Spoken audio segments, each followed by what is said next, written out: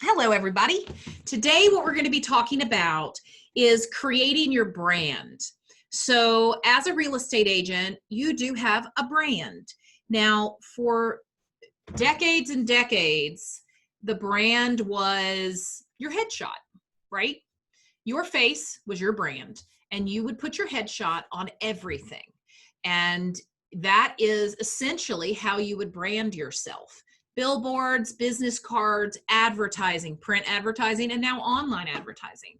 Well, then people decided to start adding slogans. So then it became, finding your dream home, or your realtor, or whatever your slogan was going to be, or your catchphrase was going to be.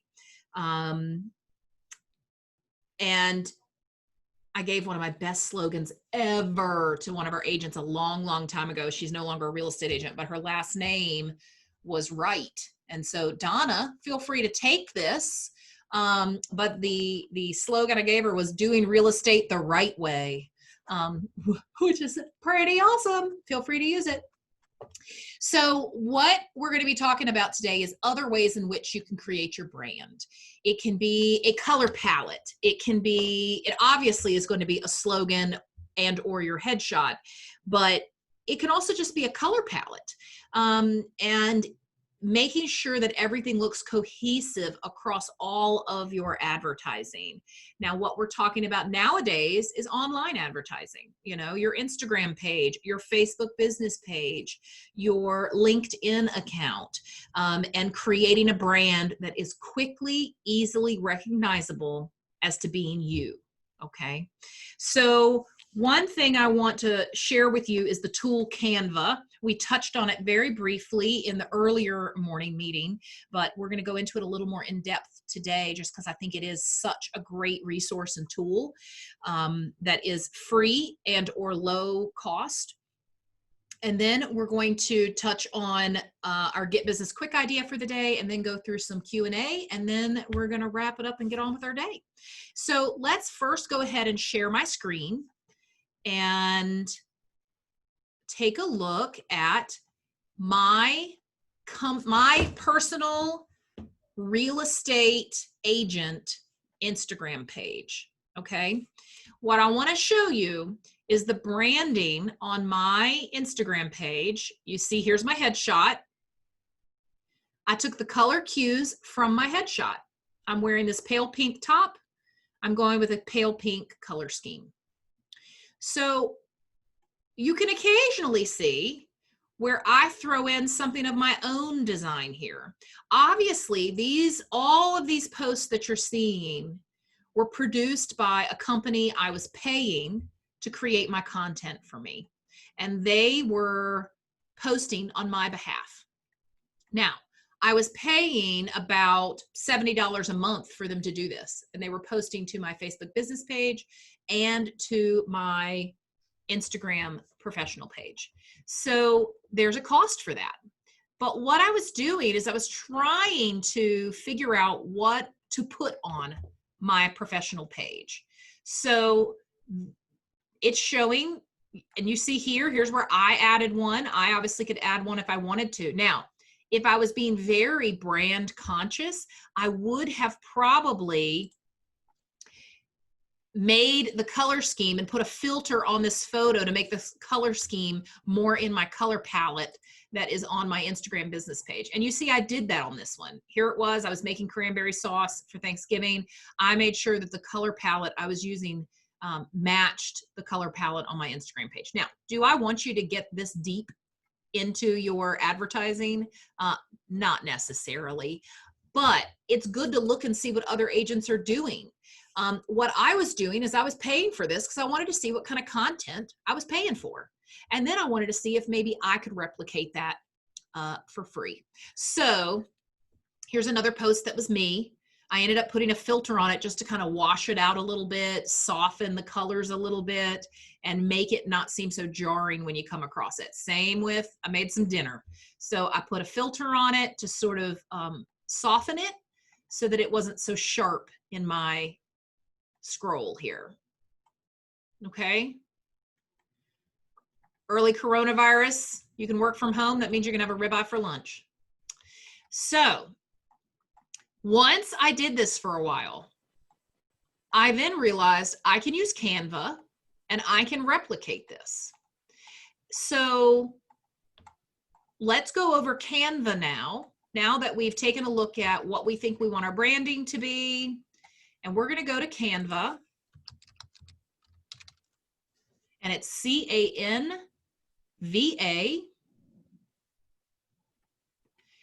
And it's going to ask me, do you want an Instagram post? Do you want an animated social media post? How about YouTube channel art, a Facebook cover, a poster to hang up, a YouTube thumbnail? And I'll tell you, I use the YouTube thumbnails to make the thumbnails for our videos like the one we're making right now that I'll convert and I'll package up and I'll put in our YouTube channel for viewing later. And I use Canva to make the YouTube thumbnail for that.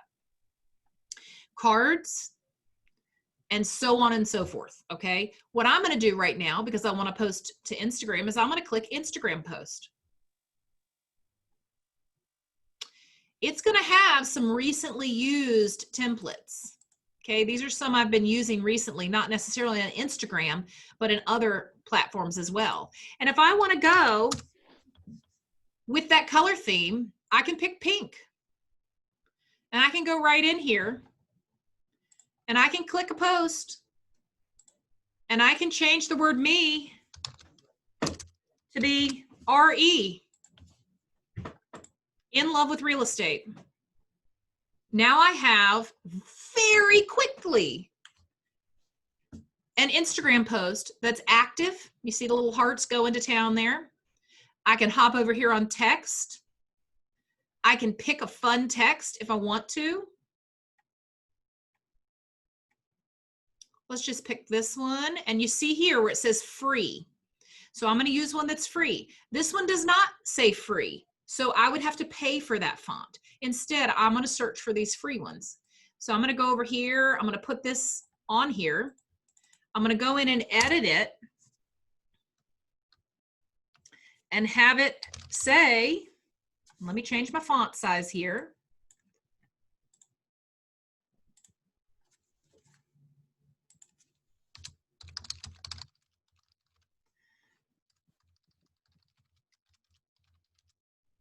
And I'm going to go ahead and put my branding on it. Now, I'm also going to want to make sure that I'm putting the Fair Housing and the Realtor logo on here. But for right now, for you not to have to sit here all day and watch me do this, and obviously I would probably tinker with this and make this look a little better there. But in just a moment or two, I was able to come up with an Instagram post. Now, what I like about Canva is I have a paid for account. I went ahead and paid for it because what I want to use is this content planner. And when I go to this content planner, I have linked my Facebook page, actually the Wainwright and Company firm Facebook page, to Canva. So you see, these are all the posts that I've made that are ready to go out on Facebook, and they're going to go ahead and post without me doing anything else. So September 29th, I'll put Deepak on show here. September 29th, Deepak will have been with our firm for a number of years. He'll have his anniversary with us. So I've gone ahead and made a post to Facebook about Deepak being with our firm. So when I click on that, I can take a look at it. He's been with us for 5 years. I made this very quickly. And then I wrote something personal about Deepak and his real estate business here. And I went ahead and said, I want it to post on September 29th in the evening to the Wainwright and Company real estate page. And so that's now scheduled. It's going to happen. So what's nice about this is if you want to take a Sunday morning or a Saturday morning and you want to just spend an hour, you can fill out your entire social media calendar for the month. And what you do is, I know there's no post going on the 3rd. I can click on the 3rd. Okay, let me refresh this so it'll cooperate with me. Oh, I'm so sorry. The 3rd is already passed. I can't post on the 3rd. But let's go to the 24th. So I'm going to click on this plus button right here. And I'm going to say create design. What do you want? Do you want a Pinterest pin? Do you want a Facebook post? Do you want an animated social media thing for Instagram? I'm going to say Facebook post.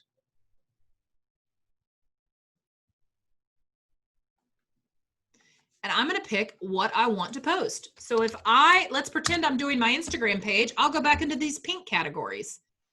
Maybe on Thursdays, I'm going to be posting a quote, an inspirational quote. Okay. So I'm going to go in here and I'm going to put in an inspirational quote. Okay. Maybe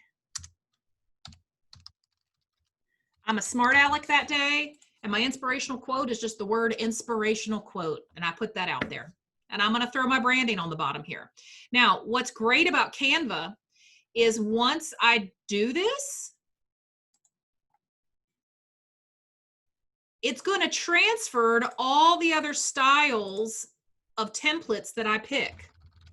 So if I go ahead and put everything I want on here, and I go ahead and brand it to me,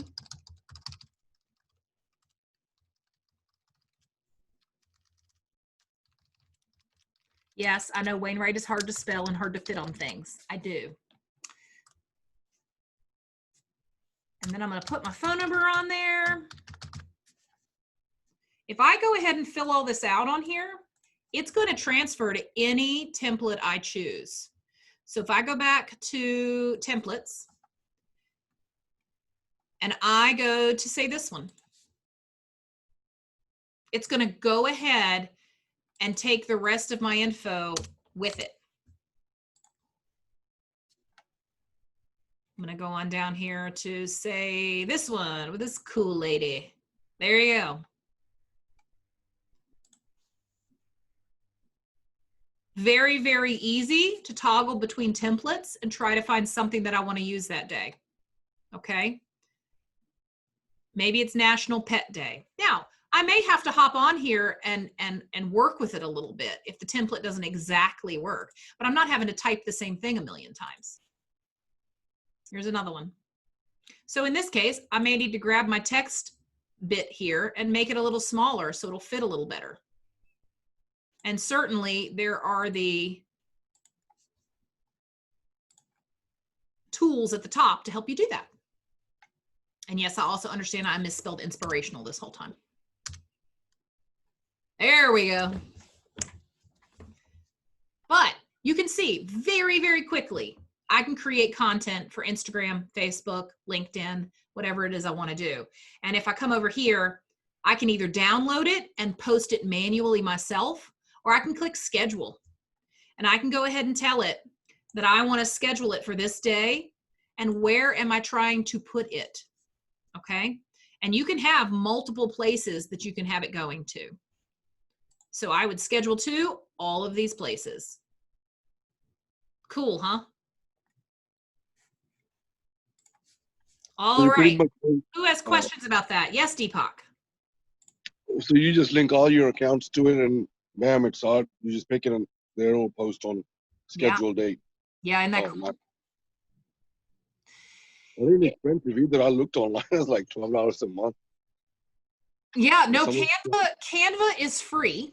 I do go ahead and pay for the paid version just because I want to have a lot of the stock photos available to me, and I was tired of bumping into templates that I loved and they weren't free. So I finally went ahead and bit the bullet, and I figure I'd been paying, I don't know, $69 a month or something for Agent Crate, who was posting all of those pink themed posts on my Instagram page. I was paying $69 a month for that, for them to automatically do it for me.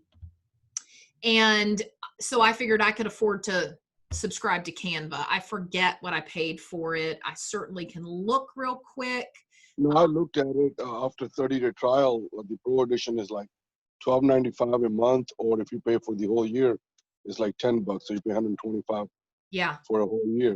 For me, that is very, very affordable to be able to make Instagram posts, Facebook posts, Pinterest posts.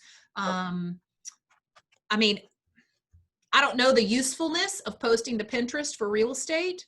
However, some of what we do is perception.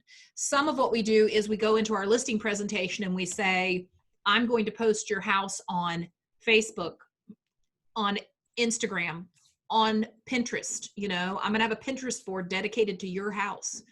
Now, whether that results in sales or not, it certainly is another marketing technique. And if anything, real estate agents are always looking for a marketing technique that sets us above someone else. You know, you never know when that seller of that house is absolutely obsessed with Pinterest and they think it would be super cool to have a board to share with their friends of their house. So it's just how much you want to put into it. You know, I'm never going to do all of the things. More importantly for me is that I adopt a couple of marketing techniques that I'm going to use and I do them consistently.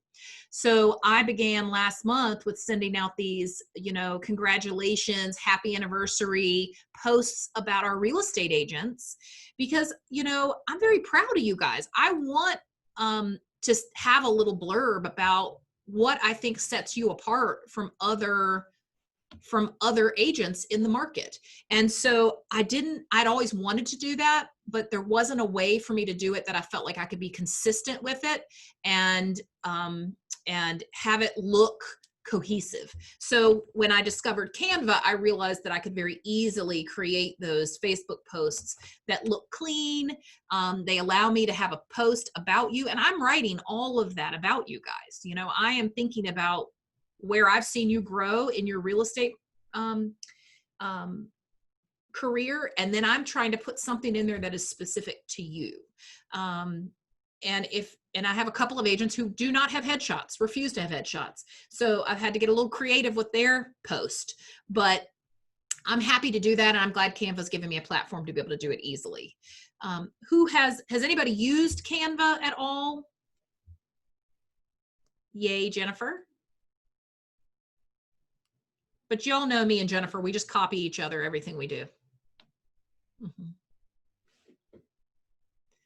Okay. Does that seem easy enough that you think it's something you might tinker around with or try? Can I ask a question? Of course. Do you, when you're creating one post, do you then put it to every single one of them, or do you kind of keep everything just Instagram worthy to Instagram and then a separate one for Facebook? Because then if you're following these people on all of those things, then they're kind of getting blasted with the exact same thing. Can I tell you what I don't like? What I don't like is on Fridays when 4 of the same lenders who work at the same company send me the exact same email on Friday. Mm-hmm. And they're all exactly the same. So in my email inbox, I'll get from 4 different lenders from the same lending company, you know, whatever that stock email they were supposed to send out to their client database is. And it'll show up in my email like boop, boop, boop, boop. And I've got 4 of them with exactly the same subject line, right? Because that seems robotic. It seems automatic. So what I would do when I get consistent with this is I would probably use that content calendar. And that's why I like the Canva content calendar, because I can actually say, okay, on Tuesdays, I post to Instagram. And it can be whatever it is I post. On Thursdays, I post to Facebook. On Wednesday, I post to LinkedIn. And I'm not going to do the same piece of content for each one of those.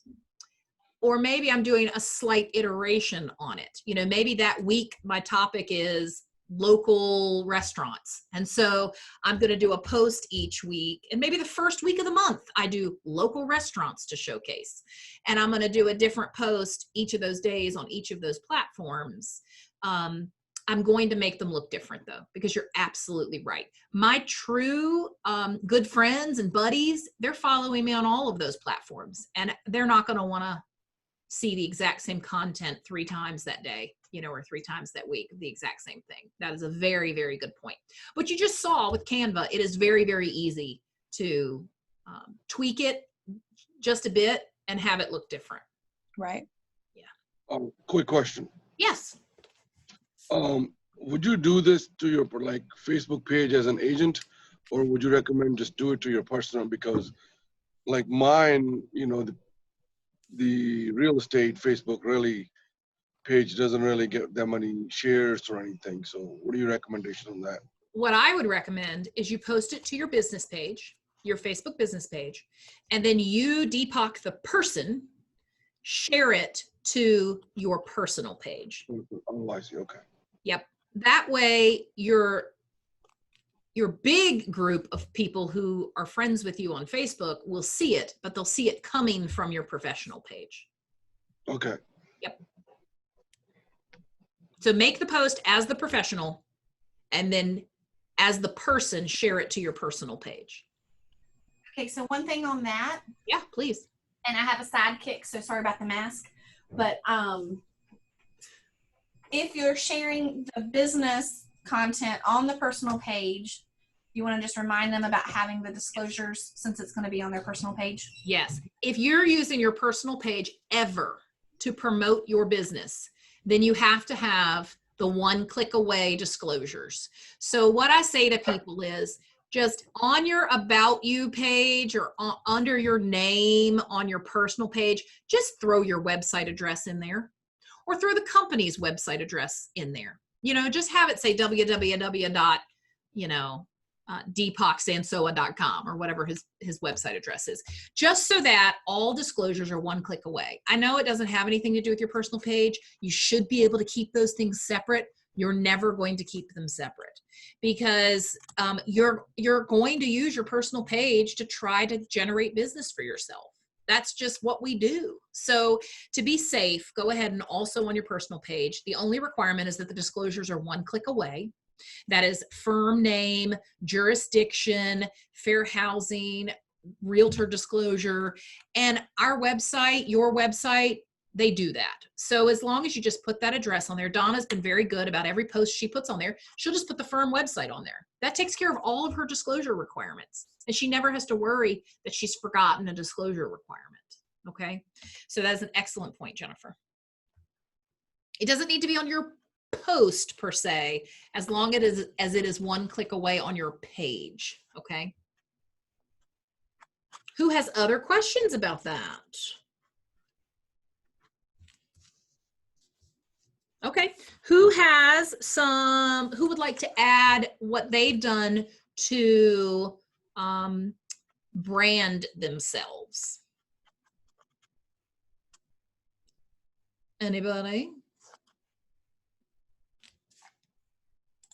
Here comes Carla. You know, I'll put her on the spot. So branding can be as simple as a color palette. Branding can be as simple as not changing your headshot every 3 months, okay? Because I know it's hard to resist just doing a new headshot every so often. Please be calculated about when you change your headshot. You know, I try to change mine about every 2 years.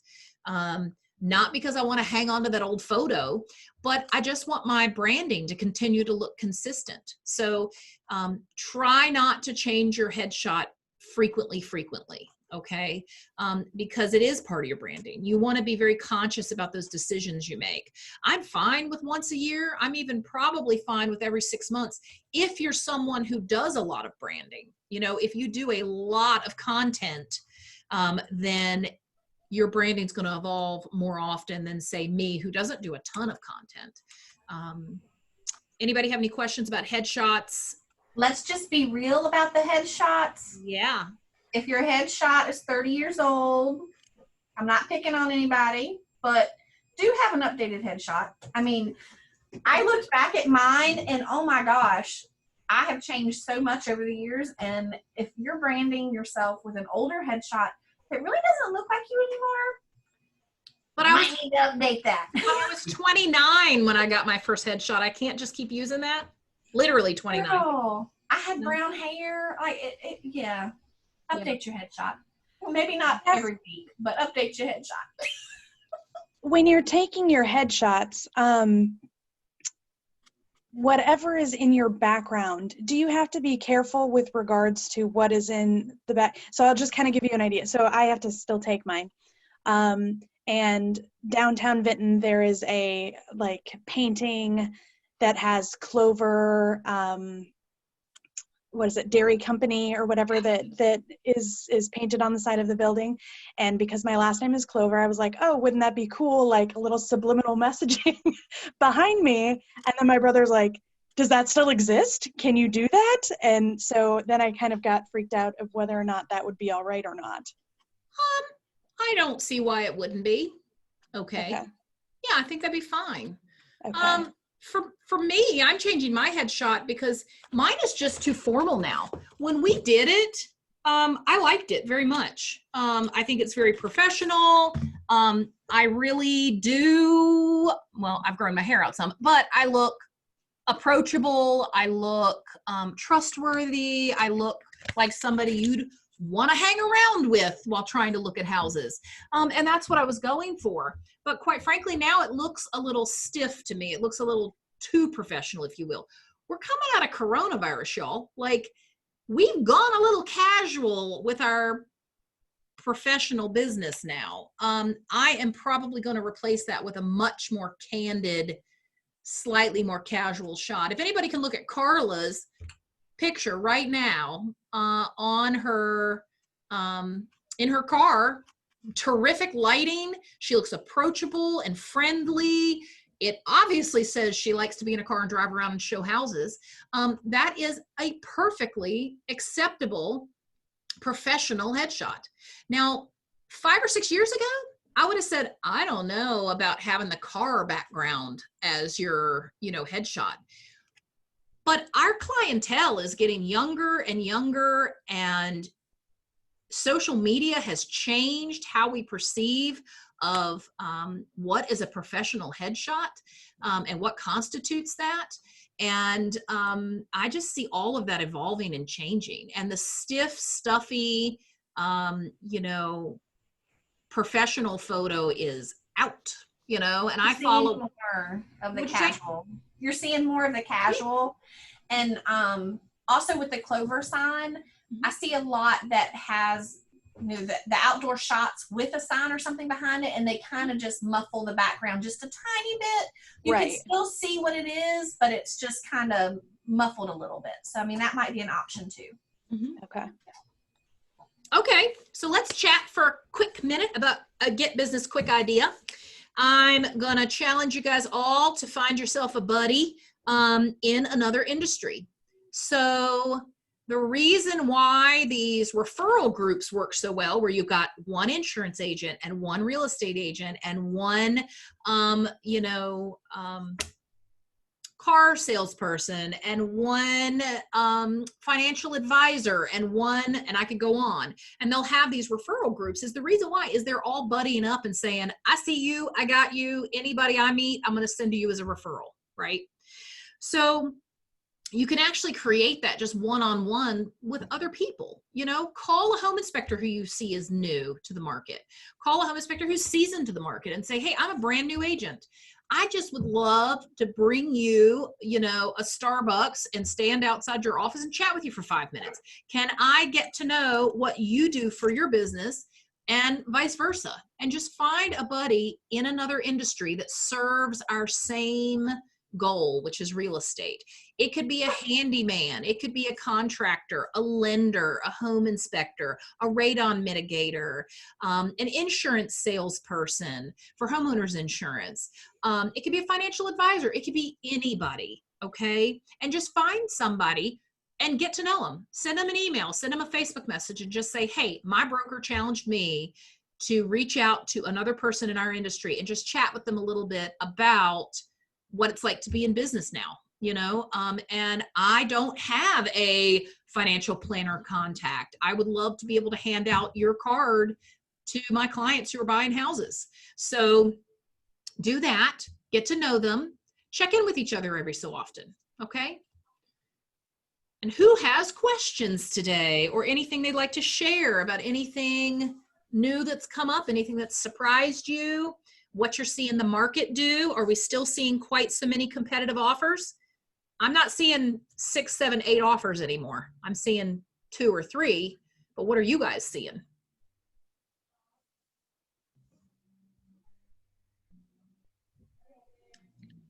There were 13 the other day, actually, on a Oh, property no. that, Carla, it was an you're killing me. investment property, but yeah, 13. That's terrible.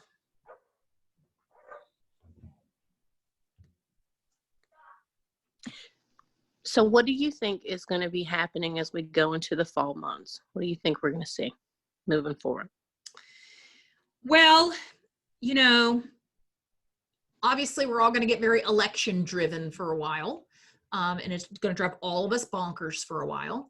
I think depending on what happens in the election and depending on what happens with the interest rates, we're going to, honestly, I feel like, and this is me just conjecturing here, I feel like we need homeowners to put their houses on the market, but they have absolutely no confidence in putting their house on the market. They know it's going to get sold, but they don't know where they're going to go live. So I think we're still going to be at a stalemate on that for a while until the market opens up some and sellers decide to put their houses on the market. And I don't know how we convince them to do that. You know, right now we can't get them to put their house on the market. And right now they can sell for more than asking price. So if that temptation, if that dangling carrot is not enough to get them to put their house on the market, I don't know what is. And in addition to that, many of them, me included, have gone ahead and refinanced their house. So first, I'm not ever moving, but if this was not my forever home, I'm not going to sell for the next 5 to 7 years. I've just refinanced my house. I've paid closing costs on that. So I'm not encouraged that our inventory is going to open up anytime soon, which is frustrating.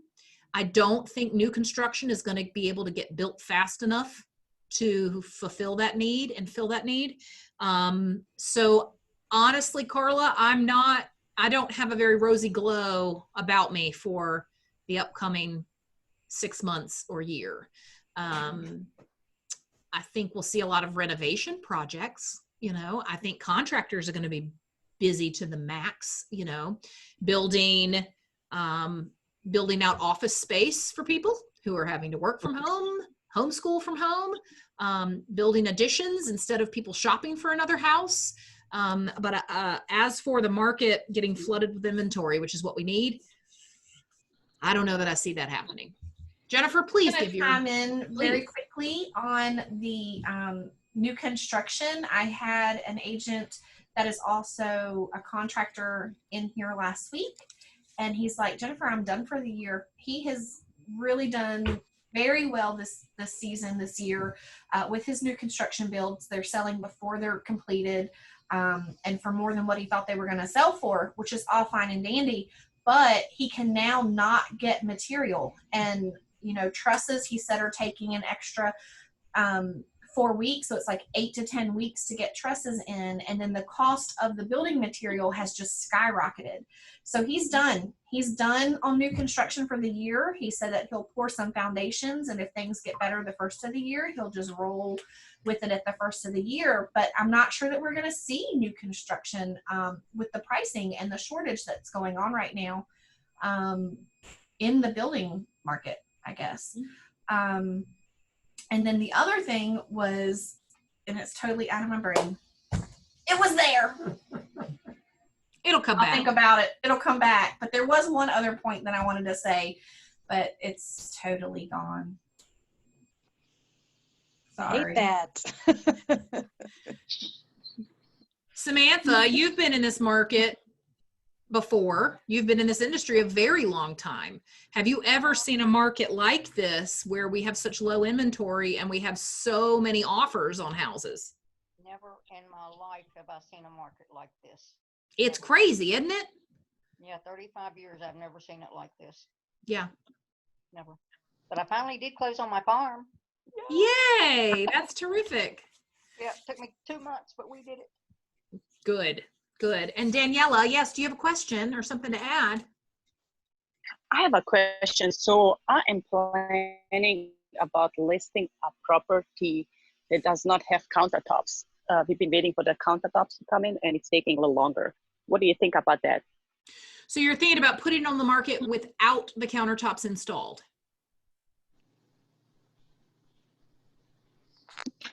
Is that what you're saying? Yes. Okay, because the countertops are delayed. Yes.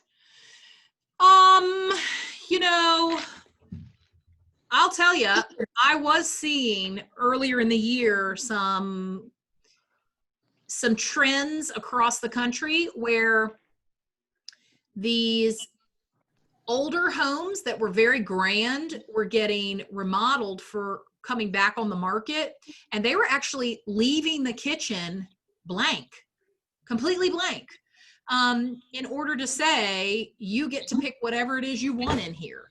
So I mean, you've already ordered them, obviously, so they're coming. But I don't necessarily think in this market it would be a detriment to put it on the market without the countertops. I think if it were me, I would print out a really beautiful glossy picture of the countertops that are coming, maybe something from online, and hang it on the cabinet and go ahead and write on there, you know, these are going to be quartz countertops with gray veining or whatever it is you're putting in there. And I would hang that in the kitchen so that people can visualize what's coming and know what quality is coming. And then I would put it on the market and sell it. Because the danger is you're getting into the fall. And I know this sounds like our market is just wacky. And the further we get into homeschooling and online learning into the fall, the more overwhelmed people are getting, and they're not even going to be having the emotional energy to go look for a house. So I would say probably list it sooner rather than later. And I'm just guessing here, and I'm taking a lot of that from what I'm feeling. I'm pretty sure this is going to be the most hibernating winter I've ever had personally, just because, you know, the online learning is kicking me in the rear, along with trying to run my business and sell houses. So emotionally, I don't know that people are going to be looking for houses in the fall and the winter unless they have to. So that's just, again, my guess. So my other point was yesterday I talked to a friend that's also an agent, and she had put her house on the market because they wanted to take advantage of the market right now. But the route that she went that we might be seeing happen, they're actually renting a townhouse. They got a short-term rental on a townhouse for 6 months from a friend, and they've moved into the townhouse and her house sold in 3 days. So, you know, that might be what we're going to start dealing with coming into the fall, is that, you know, the sellers are wanting to take advantage of the market for the higher pricing, but know that they're not going to find what they're wanting to buy, and they may go into rentals. Mm-hmm. I had two conversations yesterday that was the case, that they have their house on the market, it's under contract, and they've gone into a short-term rental. That's what I've been thinking about myself. If I could just get my wife to agree with me. Deepak, your poor wife, Ruby. Every time she turns around, you're trying to sell their house for a profit. Well, I know that that's what my mom did. I mean, she sold her house within 3 hours of it being on the market. It was sold. Yep. And unfortunately, the house that they were building is not ready yet. So she's in a temporary house until it gets done, because her builder got coronavirus, and so everything has become delayed. And he is overseeing all of these, 80 houses that are being built. And so I gotta look at my tires. Let me know if you see anything. You can't. Hey, if you got a comment, call the other phone. What's that? Look at my tires, see if they look flat. Well, I'll tell you something I'm doing with one of my sellers is he really wanted to list in the spring, but he was kind of tempted to list now just because the market's so hot right now. So what we decided to do is we're going to go ahead and list it next week. It'll be on the market next Friday. We're going to list it until right before the holidays. So we're going to have it expire around December 20th. Then we can actually wait 90 days and get a new zero calculation as our days on the market. So if it stays off the market for 90 days, then it goes back to a zero on cumulative days on the market. So then we'll put it back on April 1st or March 25th, something like that, for a 0 days on the market new listing in the spring. So potentially we can sell it this fall and we'll sell it quickly, but we also don't want it languishing through January and February, just accumulating days on the market and becoming stigmatized for the spring market. So we're going to go ahead and hustle and get it on there, have it expire, and then let it sit off the market for 90 days and then put it back on the market in the spring. Very smart. I learned by doing it wrong a lot. Okay, if anybody doesn't have any other questions, we're going to go ahead and wrap up. I wish you guys all a very, very happy day. And if you have any questions, of course, reach out to us and give us a call. Thank you. Bye, guys.